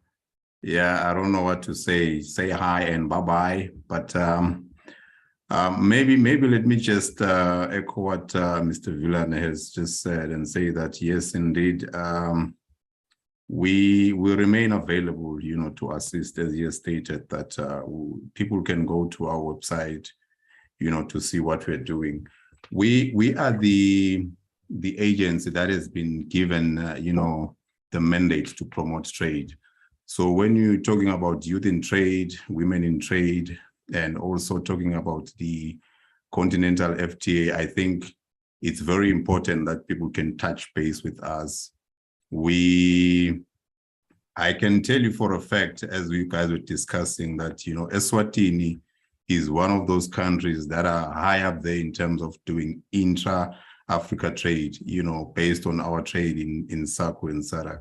So I think all of these discussions, perhaps, as you rightly indicated, maybe in future we'll engage in another platform. For now, let's just say we appreciate it. And like I have said before, APA has embraced the issues of women and youth. In our programs, we monitor all of these things to ensure that they are fully participating. So maybe let's save it for next time, so that we don't maybe take much of your time when we engage with you as you had promised. And we hope you will stick to that and engage with APA. We have a lot that we can share with the young people in terms of what we do and how we can assist to promote trade. Thank you very much. Siyabonga, Baba Mnisi. Of course, we definitely will reach out to IPA. We will reach out to every entity that we can, just to make sure that we facilitate youth inclusion, the inclusion of women, youth mainstreaming, you name it, just so that we capacitate our people to make sure that they are fit to be industry players, and just to also do away with this information asymmetry issue, the lack of information dissemination, the issue of information dissemination that Mr. Tula has mentioned. Perhaps, Mr. Tula, you could just come in also to say your parting words and make highlights of what the nuggets that you want us to take with after this call. Thank you very much, Tembela. I think from my end, just to emphasize the need for having more and more dialogues of this nature. We can tailor make them around information sharing sessions around AfCFTA on the latest developments on negotiations, what private sector needs to do in order to keep abreast of the developments and in order to benefit on the AfCFTA. Maybe also to mention that we, in collaboration with SADC Secretariat, we normally organize the annual SADC Industrialization Week, which is an annual event that is meant to promote the SADC industrialization strategy and also the domestication of it. This year, the Industrialization Week, the SADC Industrialization Week, is taking place in Kinshasa, starting from 1 to 5 August. So just to mention to colleagues here that might be interested to participate. So value chains is a very key topic for Industrialization Week. We'll have some presenters sharing their experiences on the work that they are doing on value chains, the challenges that they are facing, and we'll also have recommendations coming out from the discussion. So not just the value chains alone, NTBs, the African Continental Free Trade Area is also a topic for discussion there. So a lot, it's a good platform to interact with the public sector, just to mention. But on a parting note, I think especially for MSMEs, women and youth, there's need that they get a basic understanding of what the AfCFTA will offer in order for them to benefit from the opportunities. There is need for MSMEs, women, youth organizations to utilize free trade training provided by different entities on the AfCFTA and trade. Lastly, also to mention that there are trade platforms that provide some of these trainings, ITC to mention a few, that different organizations can utilize. And overall, I think there's also need to understand the customs requirements. When we engage in cross-border trade, what do we need to, the customs requirements, what do we need to comply, which offices do we need to engage with? I think that's also important. But I think on a parting shot, we all understand that the African Continental Free Trade Area is a game changer. We are all basically looking forward to the start of trading officially, where companies can now trade tariff-free, and the opportunities that will be created. So we are looking forward to that. But to make it work, I would emphasize again the point of the sector consultation and involvement in the developments and the rollout of the AfCFTA. I think that's important. Yeah, Alberto did mention, Ronaldo did mention earlier, we are in discussion with SADC Secretariat to also try to play a role in terms of assisting in hosting the sensitization workshops for AfCFTA around SADC member states, basically rolling out information, conscientizing member states about the developments, what needs to be done, the opportunities, the risk, and etc. So yeah, I'll stop here. It's definitely something which is important. Let's all embrace it. Thank you very much. Over to you, Tembela. Thank you, Mr. Tulo. Definitely will be on the lookout even for the industrialization week. Mr. Ronaldo, please come in. Thank you very much. Yeah, thank you very much. And as other colleagues said, this is a very great opportunity, and I'd like to encourage you to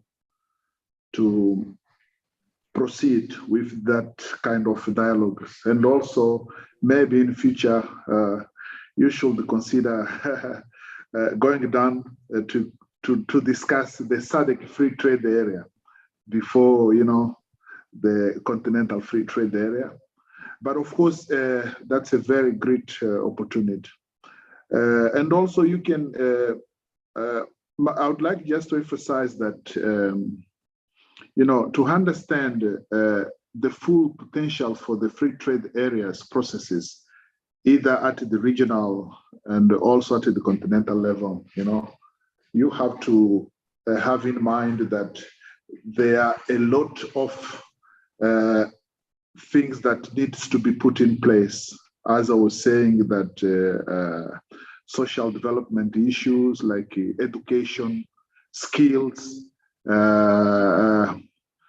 professional qualification, equivalency. So those are the things that will really enhance the potential for the youth and women also to move around into the free trade area, especially in the protocols pertaining to trading service, for instance, because most of the services will require equivalence of qualification, professional qualifications. So you have to appreciate all those fields, social development issues, infrastructure.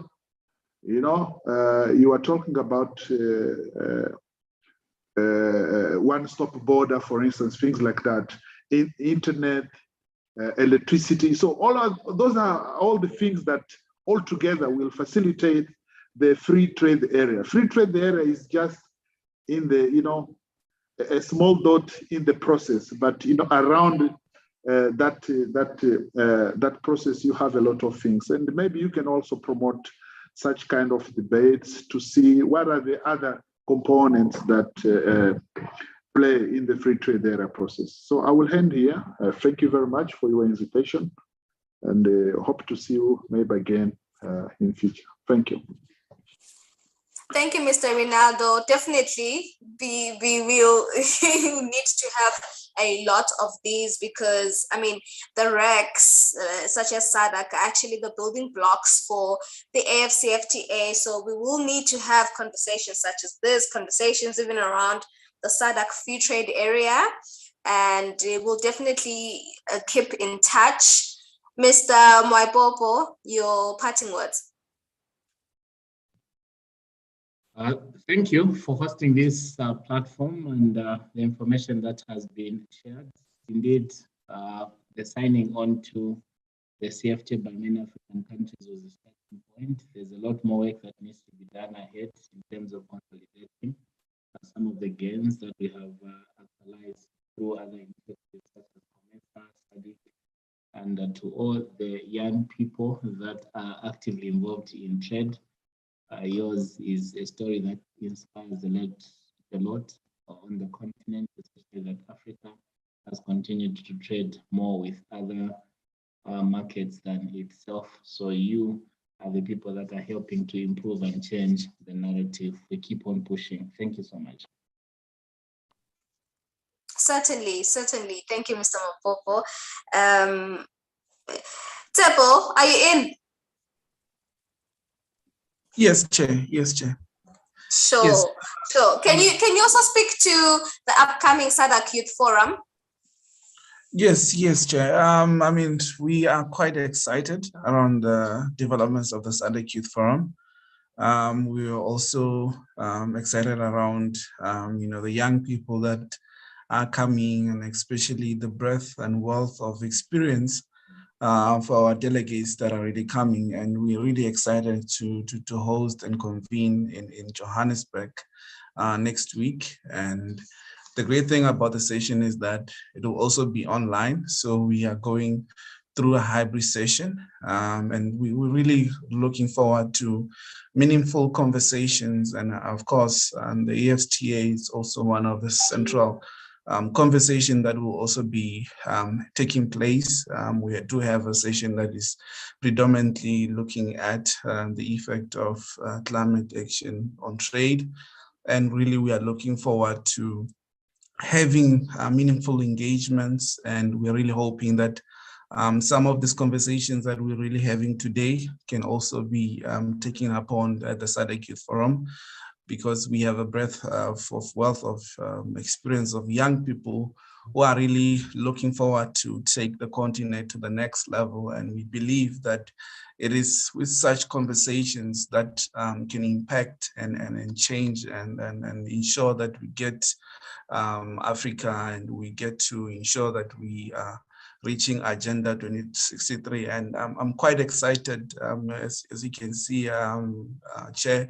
And I'm really hoping that those who can join us online really tune in, and some of our speakers that are here, we are also looking forward to hosting you at the event. And thanks once again for really inviting SAYOF at this meaningful conversations that we've just had. Also had an opportunity to write some of my notes as well, because the speakers, some of the points are really head on.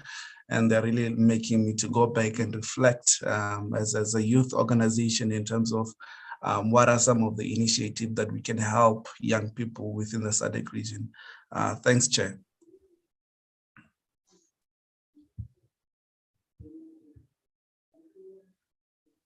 I think you're on mute, Chair.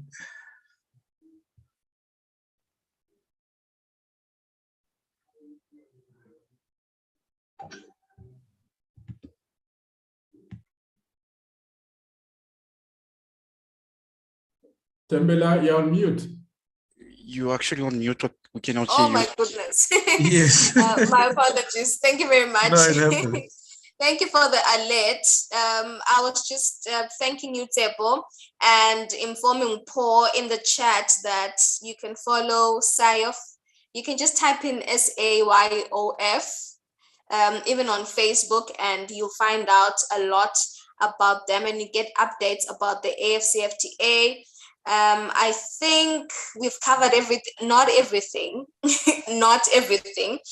but 2 hours later, this is where we are. Thank you very much for coming through. Sibonga kakhulu as the Eswatini team, as the Continental Council. Thank you very much to the SADC Business Council, to Mr. Maibobo, to the SADC Secretariat, AfCFTA Secretariat. Thank you, Ruth. Thank you, Tebo, for coming through. If you need this, we are streaming live. We are streaming live on YouTube and on Facebook. Too, you can just type in You Lead Africa on YouTube, and you'll get access to this clip, the Southern Africa profiling, the series. And I think we're going to really have subsequent series, especially as a SADC block. We really do need to iron out a few things, because we really did not finish a lot of these. And Eswatini, this is a meeting adjourned. We are definitely going to continue with this in-house. We are going to reach out as the Eswatini team to the key stakeholders. So thank you very much. Have a great night. Good night. Siyabonga. Siyabonga. Thank you. Bye. Thank you.